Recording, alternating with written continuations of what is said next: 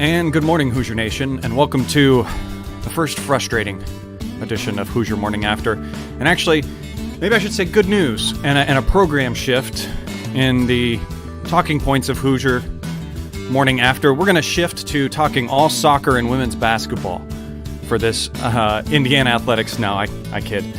This is why the show was created, guys. Games like this, frustrating things like this. We have to have these days, these mornings, these times to let those emotions settle and try to think of things in a clearer head.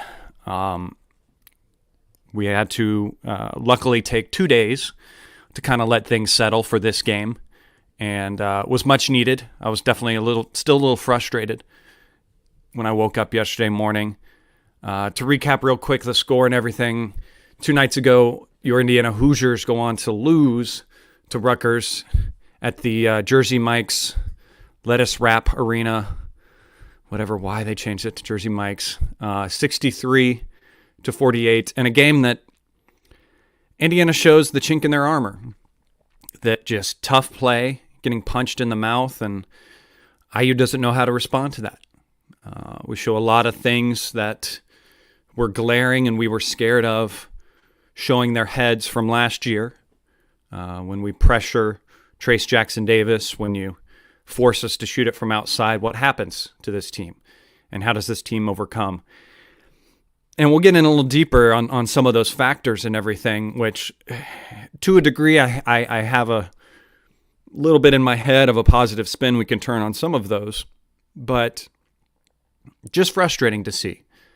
And I guess you take this on the chin, to keep the analogy going. You learn from it, and we can sit here and I guess pine on it and think, is this going to keep continuing? Is this how this team is going to be? Or is this a bump? Is this a learning experience? Is this something that we shift away from? We'll see. Time will tell that. But for now, we will talk about this game and some of the kinks and holes in the armor that has been shown on what has already been a good season up until now. With me, as always, is Martha, the mop lady. Martha, give me your opening thoughts on this game. Well, first I need to show my appreciation for you for giving me the extra day to collect myself a little bit. I think there's to every argument we make, there's going to be a counterpoint. So I think it's good to preface it with that, right? IU Artifacts had a good tweet after the game. If anybody thought we were going to go undefeated, it's a pretty ignorant thought. And I'm not saying anybody thought that, but when you look at the way we had performed up to the Rutgers game and coming off that high of beating North Carolina in an environment that was as good as Assembly Hall has been in some time, you've got a lot of momentum. Attitudes are high, attitudes are solid, attitudes are good, and then to go out and lay that dud is really pretty disheartening, and it felt a lot like some of the challenges that we saw last year, the last handful of years, and I think that's the one challenging aspect of it. Not to get too detailed on the game, it's just it was a frustrating one, but I think now it's all about the response, right? I mean, you look at what's going on across the landscape of college basketball. I think Michigan State they just got beat at home by Northwestern last night. Illinois went to Maryland and lost. Nebraska won at Creighton. So college basketball is weird. It's weirder than it's ever been, and it's all about taking advantage of the opportunities that are in front of you, a game at a time. Anybody can beat you on any given night. It was ugly, right? We were without our star point guard for the first time all season, and it looked like it. I know we'll get into some details, but it sucked. I didn't like anything about it, and hopefully, for me, it's all about the response. Don't let some of that stuff become a trend. We've got 2 opportunities this week against 2 pretty solid teams, so we're going to learn a lot about this team.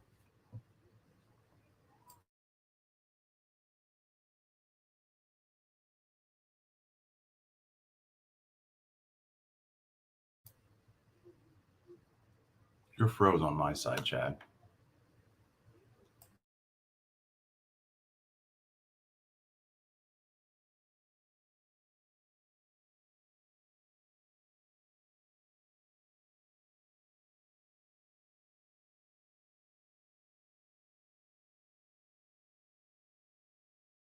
think Chad might be having some computer issues, so we'll see. We'll see how long it takes him to rejoin, but I'll just keep rolling right on with the show. So, yeah, just to continue moving on.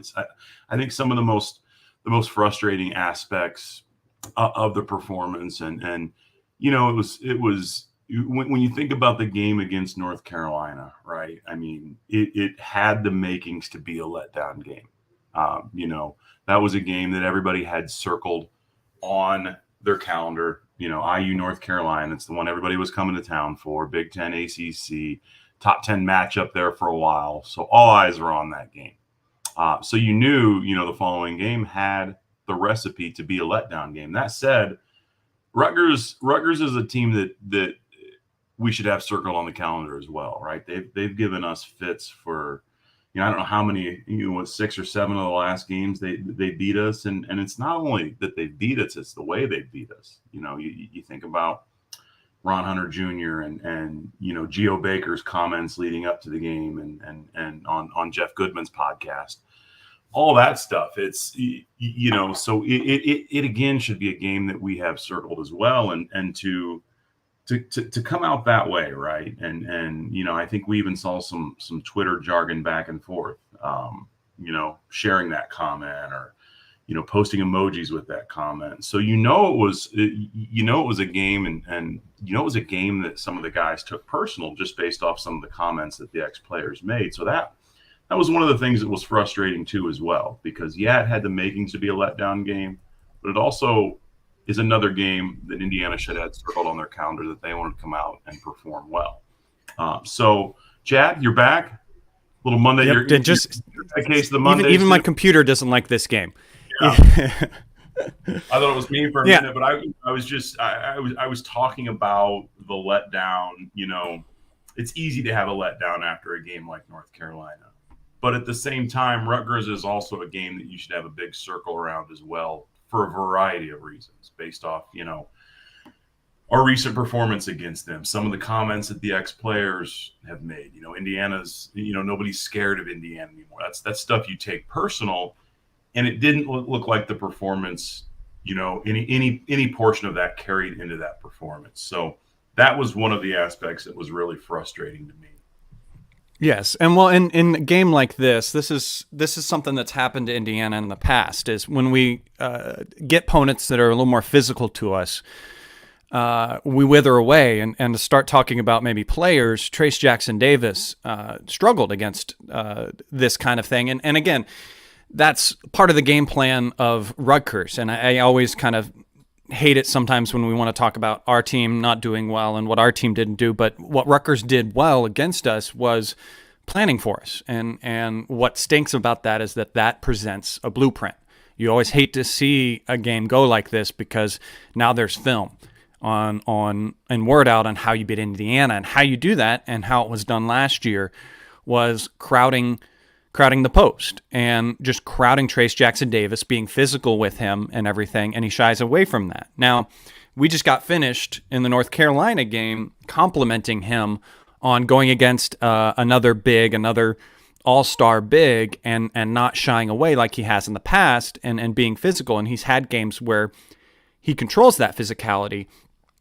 And whenever we have had games that are physical like this as well, sorry not to lump too many players together in this one discussion, but the players we tend to lean on when we have those types of game are players like Race Thompson and Trey Galloway. And Race has struggled this year. And it was even something that it was brought up in the post game with Coach, what's going on with Race and all that kind of stuff. And Coach even mentioned that he talked to him afterwards, says he needs to step up and everything. And these are games where you need Race to be physical. They even were saying it in the broadcast. Even Robbie Hummel was mentioning how absent has seemed. What are your thoughts on that? Just the physicality, and then where's Race? Yeah, I think it all kind of goes hand in hand. It looked like a toughness thing. And I think Coach Woodson even said it after the game. Rutgers was just tougher than us. And that's a tough one for me to swallow. I mean, Race chose to come back for a 6th year. And, I know he's taking a lot of heat, but, a lot of it's warranted. It looks like he's kind of going through the motions a little bit, and there's really not that chip on the shoulder, like, I'm here to prove something, and that's, I think, the most frustrating thing about it. It's not like anything that Rutgers threw at us was a secret, right? We knew what they were going to do. We know what they do, and that's the most frustrating part, is when you look at a big chunk of the box score, a lot of guys just disappeared. And when we needed them to rise to the occasion, especially with Hood being out, it's a lot of them were nowhere to be found. And the fact that another thing I think that speaks to the toughness is the 17 offensive rebounds. That was one of the most frustrating parts to me. It's not like, those guys are tough and they like to bang us around, but it's not like they tower over us, right? There's no reason that we should be dominated like that on the offensive glass, and it led to 17 second chance points for them. And to me, that's the difference maker. They ended up out rebounding us by 14. That's just, you look at the box score, you look at that, and that's the ball game right there. And to me, it just speaks to a lack of focus, a lack of toughness, and not sure why, right? It's not like this is a youthful team. It's a good mix of youth and a lot of guys that have come back, and so just a real challenging performance across the board.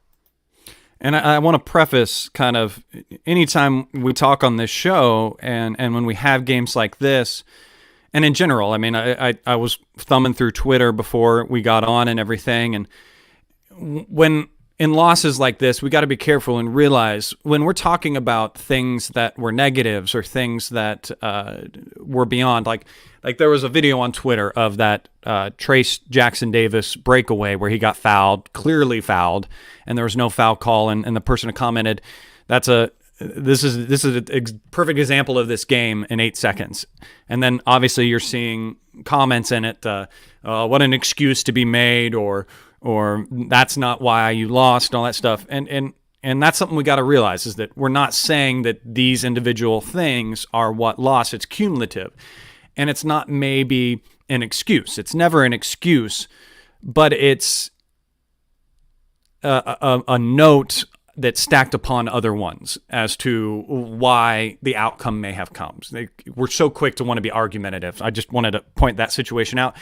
Where I had an interesting time kind of thinking back to this game was that it did feel like almost the reverse. And as someone said it, I wish I could give them credit. It might have been one of the guys on Assembly Call. It felt like a reverse of the North Carolina game. A game where we just kind of struggled to do anything offensively. Their defense honed down on us. But yet the game was still close at a lot of points, at a lot of times. And honestly, watching the first half, I still felt like we were in it. I still felt like, despite how we were shooting, despite how suffocating they were, the game was still in striking distance. It was rarely double digits until it got into the second half. And we just couldn't, and I hate to say it, here it comes, we just couldn't get over that hump. And it's not to say that the shots we were taking weren't necessarily bad, but the shots weren't necessarily going in. And yes, we did take a lot more threes than we should have, 25. But we also got a lot of layups that just didn't quite go in. A lot of bunnies and stuff. If you look at the stat sheet, it's 5. We made 5 of 14 layups, and we were 0 for 2 for dunks. So I would chime in those dunks into that kind of layup or shots right near the basket. And we tend to, when it's that number, we would normally make about 9 or 10 of those 16 shots. So right there's a good amount. You hit another 2 of those threes and stuff that we shot, or you pass those up and get a better look in the inside. This game is a lot closer and a lot different. So yes, it's tough to look at it overall, but there's some positives in there. It's weird to kind of twist it that way. Your thoughts on that kind of idea? Yeah, I think, just to go back to your point a little bit, it's like, anymore when we discuss games, specifically on social media, we know it's this way, but there's almost this sense that multiple things can't be true at the same time, when the fact is they can be, right? the officiating could be questionably bad, and we played awful. Those two things can coexist, right? And because they did, I thought the officiating, the way these games are called, you just never know. You never know what it's going to look like, right? But at the same time, you've got to be able to adapt and adjust to that. But we didn't play well enough to win, right? And those things can be true at the same time. And to your point, the frustrating thing for me is and none of this is one loss, right? And we're here to talk about this specific game, so it might seem like we're harping on it, but at the end of the day, it's one loss. None of our goals, none of what we want to achieve is out the window because of this one loss. But the thing that I think that leaves the poor taste in your mouth is this is the first conference game, right? And it shouldn't take a lot, even with everything that we've discussed, the North Carolina game, coming off that game, the high that was involved with it. It shouldn't take a whole lot to get it up for a game like Rutgers, a team that's handled you, that's talked some crap. It's the first conference game. Let's go out and set the tone. And that was the most deflating part for me, was just the way that we just seemed to be going through the motions, and really the lack of the ability to adjust and get over that hump. You mentioned it, right? We got it close, and on paper, you got to give. I mean, Rutgers is very well coached. Steve Peichel's a very good coach. Rutgers, when ranked teams go into whatever you call it, Jersey Mike's lettuce wrap arena, when ranked teams go in there, a lot of times they come out with a loss. But again, none of that was a secret. So I think that's, all about the response now, and just we've got, hopefully we get some news on Hood Schifino, and the back's not too serious, because clearly we're a different team with his availability on the court. So that's my 2 cents. Yeah, his back injury, just if those had heard, is kind of a spasm issue. I heard it's something that he's had in the past. It's something that kind of re-aggravates every so often. It's something he had in college his senior year, or high school his senior year, that he had to deal with. And so hopefully it's a flare-up. Hopefully Dr. Rink's in there, and Timmy G's in there. They're the best in the business. So if it is something that he can get over quickly, those guys are going to be able to do it for him. Obviously, you don't want him to rush, because we want him less in the microcosm and more in the big picture for the year. But to at least give us a little bit of a bright spot to talk about, and it's a bummer that it was wasted to a degree on a game like this, but we saw Miller Kopp have a great game, and the Miller Kopp that we want to see in these games. He's the one kind of spark on offense that was hitting well. 5 for 9 from the 3-point line. Great when he needs to be. Obviously over 50% there. 8 for 12, 21 points. He had a great game, and he was able to shoot at a higher volume, what we've kind of been calling for, whereas in these past couple games, he's only shot it maybe 2-3 times tops. Great to see him get more shots. Being active, getting into the lane after he was making those shots early on in the game. You saw that it opened up the offense for him. He was able to drive past his defender and kind of get some shots. And you wish the coaches would have drawn up a little bit more for him to keep him going and riding that hot hand, stretching things out. But your thoughts on Miller's game?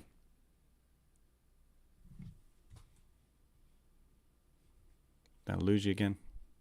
You muted, maybe? I think you're muted, Martha.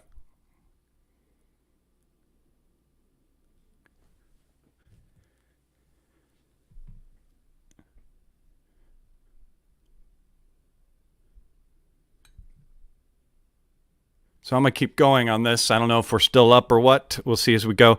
So Miller Kopp, this is the kind of games we need out of Miller Kopp in this team and everything. If he can continue to play well for this team, can continue to find him on these high volume shots and everything, that's something that is something that this team really needs to have and really needs to be moving forward, is finding his offense. Now, Martha talked a little bit about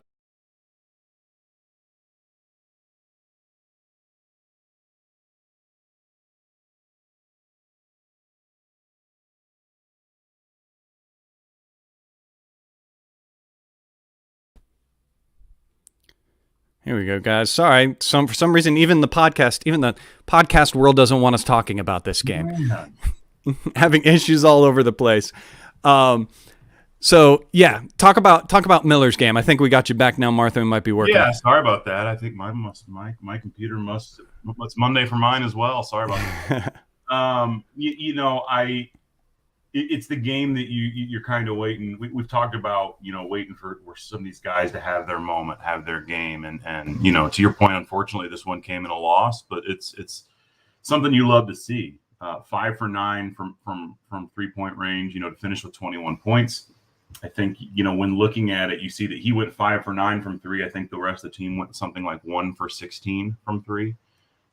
So shooting continues to be a struggle point too. But, if it wasn't for Miller, he's the one senior that stepped up, I think. And obviously, Trace ended with 13 points and it seemed like he was kind of their focus. And I think that being said, you wanted to see some of the other guys step up. That's what didn't happen outside of Miller. So hats off to Miller.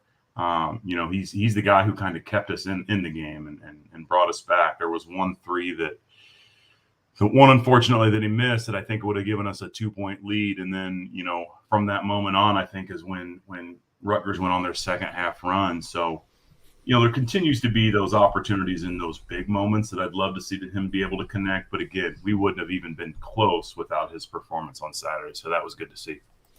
And Xavier Johnson, wanted to speak on him for a minute. He struggled a little bit in this game to find his offense, was forcing things. I don't know if you count that for not having Jalen Hood-Schifino, if having him this year has put Xavier Johnson in a good headspace where he feels like a lot of the pressure is off and he plays more freely when you see the both of them together, and he knows he's got him there to back him up. And this game, it being that we thought that Jalen was going to go, he was even out there during shoot around, and then was pulled the plug right before the game. That might have had something to do with Xavier Johnson's game. He might have thought, okay, it's on me. I got to get going. I got to get this thing. It's up to me kind of situation. And he got in his head a little too much in that regards. What did you think of X? Yeah, I think that clearly Rutgers had the game plan of mucking things up for Trace and shutting things down. And whenever that seems to happen, it's almost like we struggle with a fallback option. And I think it was extra exposed on Saturday with Hood-Schifino being unavailable. We had to rely on our guard play, and it was bad, and that added some extra pressure to X in his game. And you know what it's like. At times he tends to force it, and when it's not there, it can become a struggle. He does, to Nick's point, he does play with a lot of emotion, and it's got to be emotion that's channeled appropriately. And when it's not, those frustrations can become exposed. They can magnify. They can, compound a little bit. And I think he probably had the feeling like he needed to carry the team, and when it's not there, that's when I think this team's weaknesses can be exposed, right? Trace is locked up, X isn't clicking, and then all of a sudden, where's that other option? We had Miller available, but we had a lot of other guys that needed to make themselves available too, that really put up a bunch of goose eggs in the box score, and that's the most frustrating part. Again, it's all about the response at this point. This is a game you would have loved to see a guy like Tamar step up. 18 minutes and 2 points. And 1 for 7 from the field. Maybe we're going to get to him, but I think it all just kind of compounds on each other, right? There were opportunities for numerous guys to step up, and it didn't happen. And I think that's for this team, that's really frustrating. Yeah, and we can go ahead. We'll mention Tamar a little bit, like you said. A game like this where they're crowding inside. Tamar's improved his shot this year, so he should be making them a little bit better than he did. Seemed a little off, a little more timid to get in there and try to shoot. He was 1 for 7 overall, so he did try a few drives here and there. I'd like to maybe watch again and see how it looked for him. Maybe he was one of those as well, that a lot of those shots rattled in and out, and it was definitely one of those games where that microphone on the rim, you could hear as clear as day, and maybe a few loose bolts in the lettuce center courts rims, because that wasn't falling down. Tamar is that energy off the bench that we should be able to count on. And again, that's overall saying our full bench. And maybe that's another microcosm with Jalen Hood-Schifino being out, that Trey Galloway got the start, but is Trey better deserved coming off the bench like a Tamar? Your thoughts on those guys? Yeah, I think you can't, we get in the habit of talking about Trey after good performances, but he was kind of nowhere to be found as well, right? And to your point, is he best suited to come off the bench and come in and be that spark plug when we need one? And then, when you take that away, there's one less fallback option, right? And, he played 31 minutes and didn't score a point. And, that's not great. One assist, just didn't get a lot from Trey. So, we talked about Tamar a little bit too, but those are two guys that on the perimeter, we needed one of those guys to step up and produce, and it just didn't happen. But to your point, I don't know if it's just the arena, if we're using a different ball there.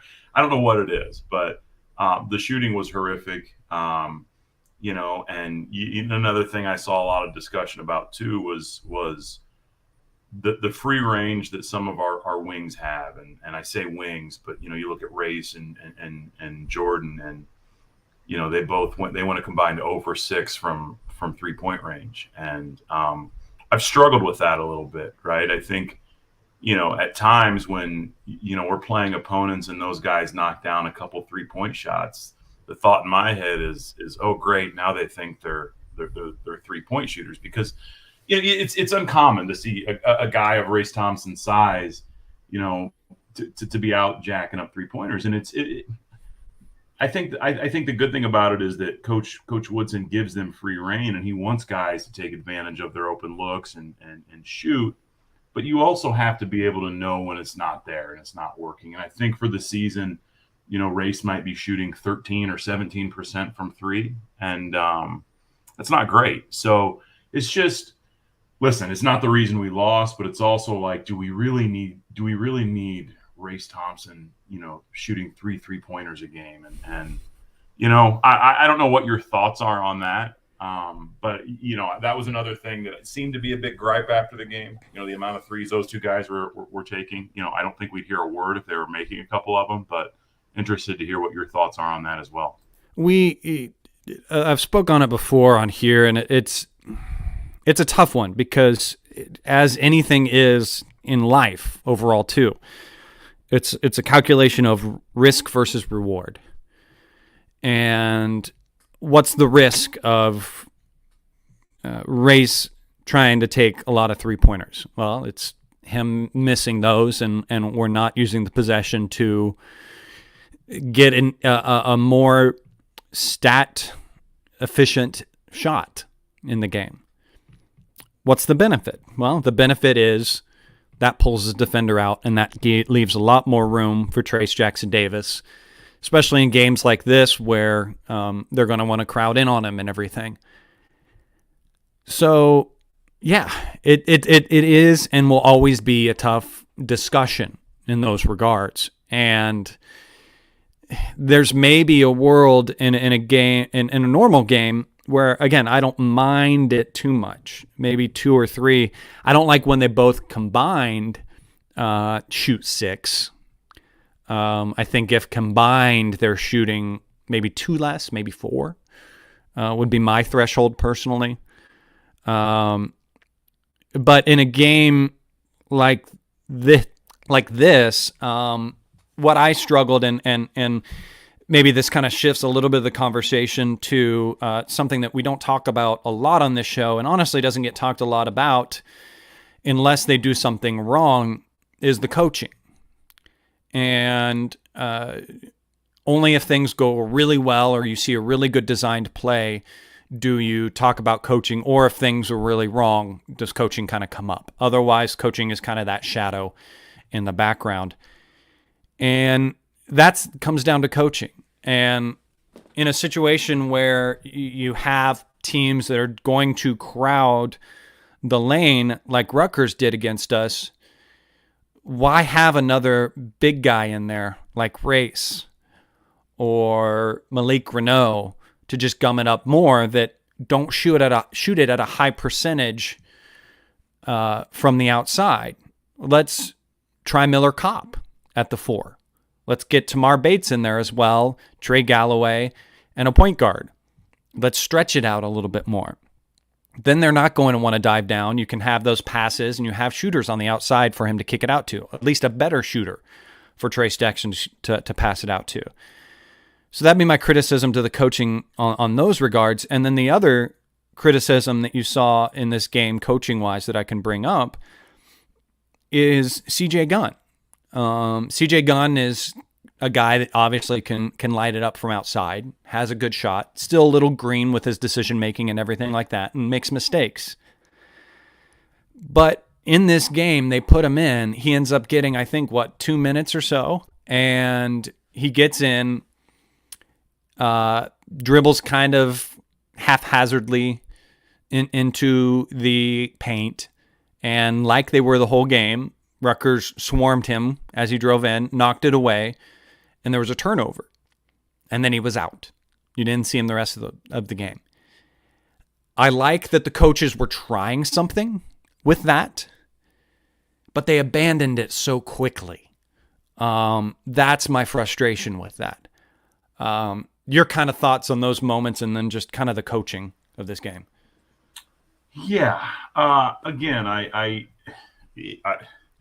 almost feel the need to preface every gripe with the fact that this has been the outlier in the season, right? Because the amount of time we've spent, it's frustrating, right? It was a really frustrating performance, but again, it is the outlier. But I think it exposed a lot of concerns that, if there was a weakness with this team, this is what it looks like. And, when you've got to rely on your outside shooting or your perimeter play, I never, if you would have showed me Miller Kopp's line and nobody else's, I would have said we won, by 10 to 15 points, because there's no way somebody else besides Trace Jackson Davis, didn't step up as well. Mm-hmm. So I think that's the one surprise to me. The inability for, if we just had one consistent additional threat on the perimeter. There's just been this sense, because we've seen it in flashes, that Tamar should be that guy, that could be that guy. But in a state where it seems like, shooters grow on trees, it just seems like it's been a struggle for us to find a consistent one, over the course of the last, handful of years. So, and I don't think it's because of a lack of effort. I think that there's guys that can be that on our roster without question. Is just, can we find it consistently? And, in the moments that we need it, not against the early season opponents, can they step up when we need it? And I think that's been the one thing we're waiting for. And it was an opportunity, and one we didn't take advantage of. And I think that's the lesson there is, there were some coaching decisions, but there was every opportunity for guys to step up. And for whatever reason, it didn't happen. You flush it, you move on. The opportunities are right around the corner. We've got a big week with, a conference game at home against an opponent that just went on the road and beat a top 10 opponent. And then we travel to play a top 10 opponent in Las Vegas. So we've got a couple massive opportunities in front of us and a chance. It's one of the good things about this game and this schedule is we've got a chance to put this one behind us really, really quick and make people forget about a lot of the bad things we saw. Yep. Great mentality to have around that. The last thing that I will say, and then we can shift. You were shifting it well to looking forward, but I want to bring it back. One last little thought on the coaching. I want the coaches to learn from this game. I want them to see as well. I mean, you always want the players to learn, but the coaches need to learn. And what I hope they learn is what to do now when we have other games like this. Because the coaches looked unprepared and didn't have many ideas. You didn't see them bring them back and run different plays. And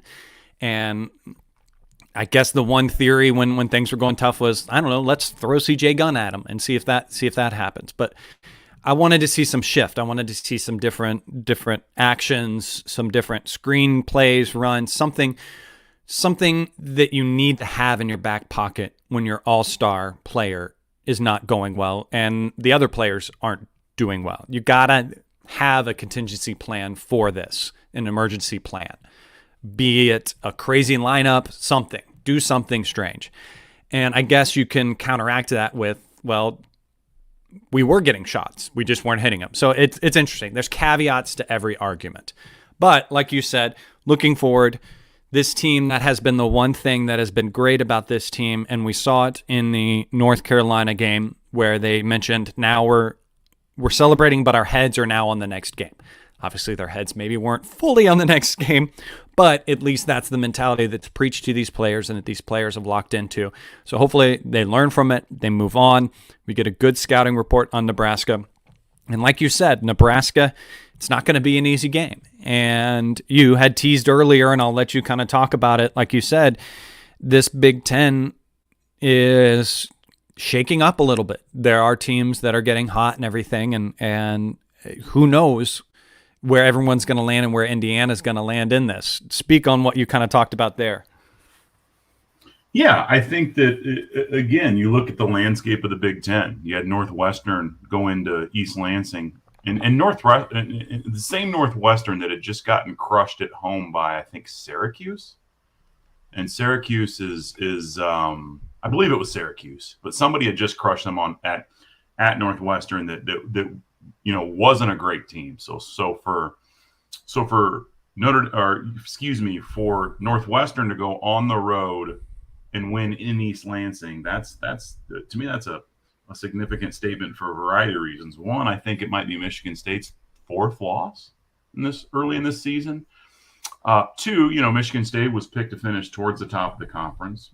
Illinois went on the road and lost at Maryland. Maryland's looked really good early in this season. They haven't, the level of competition maybe hasn't been, what some of the teams in the conference have seen, and we'll see how things shake out there.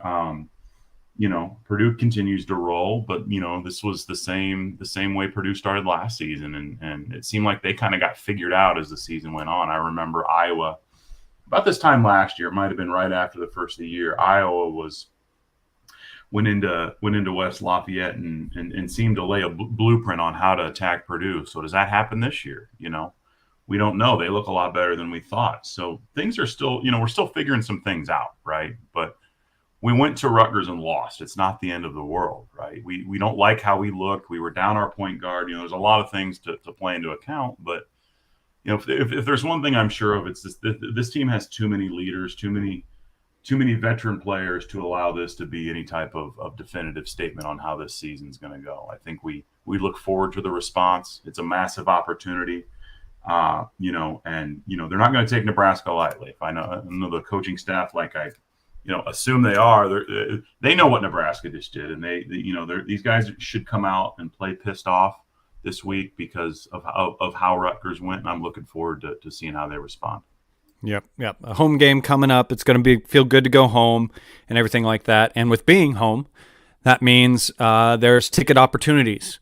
So if you're not using those tickets, think about giving them the Hoosier Ticket Project. Martha, tell them how they can donate their tickets.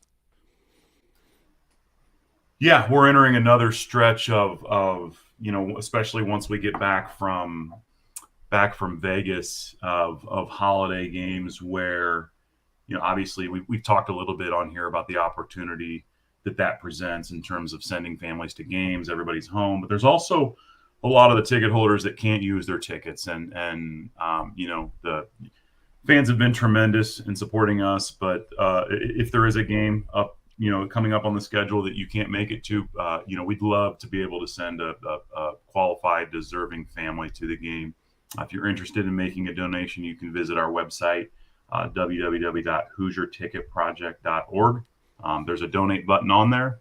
You can feel free to go that route. And if you have any questions, you can reach out to myself or anybody else on our team that can help navigate any of the donations you want to make. So again, just continue to appreciate everybody that's donated to make what we do happen. Yeah, great. Thanks for that. And thanks for listening. Thanks for joining us. We're going to get out of here before StreamYard decides to kick us again and create a crazy issue like we've had to deal with. Kind of a microcosm again to the game that we had. But thank you for being with us. We'll be back again after the Nebraska game for Hoosier Morning After. Thank you for Bob Thompson for producing the music you hear on the show. Follow me on Twitter at General Chadwick. There you can find information about when we're going to go live and everything. Follow at Martha Mop Lady on Twitter as well. Thank you for joining us. We'll be back again next time. Until then, guys, go out there, have a wonderful day, and as always, go Hoosiers.